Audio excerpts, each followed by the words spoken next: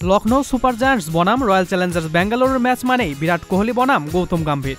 বিরাট কোহলি নামটার সঙ্গে যেন চোখে ভেসে ওঠে আগ্রাসনের চিত্রটা। 22 গজে একাধিকবার আগ্রাসন দেখিয়ে এর আগেও বিতর্কে জড়িয়েছেন বিরাট কোহলি।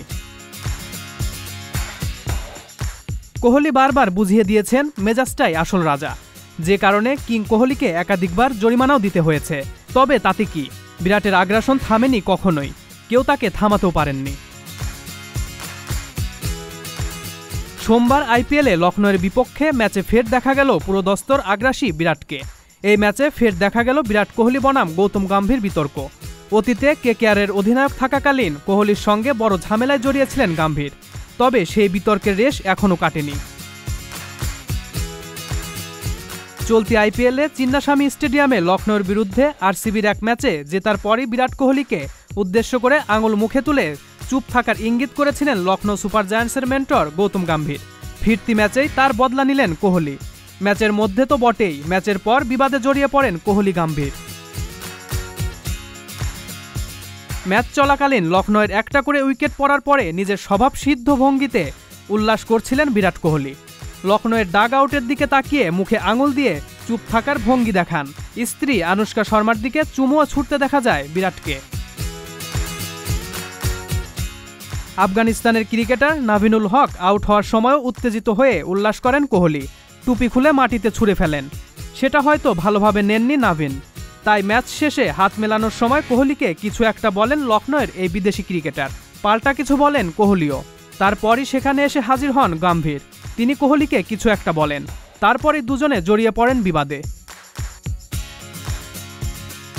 এ সময় লখনৌ সুপার জায়ান্টসের প্লেয়ার এবং সাপোর্ট স্টাফরা গম্ভীরকে সেখান থেকে সরিয়ে নেওয়ার চেষ্টা করেও ব্যর্থ হন। এরপর দেখা যায় গম্ভীরের কাঁধে হাত রেখে সম্ভবত আগের ম্যাচের ঘটনায় মনে করিয়ে দেন বিরাট। তারপর দুজনের মধ্যে ফের কথা কাটাকাটি হয়। এরপর বিরাটকে সরিয়ে নিয়ে যান লোকেশ রাহুল। তবে এখানে ঘটনার পরিসমাপ্তি হয়নি। পুরো বিষয়টি ভালোভাবে নিচ্ছে না বিসিসিআই।